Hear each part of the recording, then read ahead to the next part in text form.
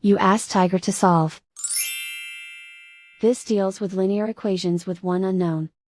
The final result is n equals -2. Let's solve it step by step. Group all constants on the right side of the equation. Add 4 to both sides. Simplify the arithmetic.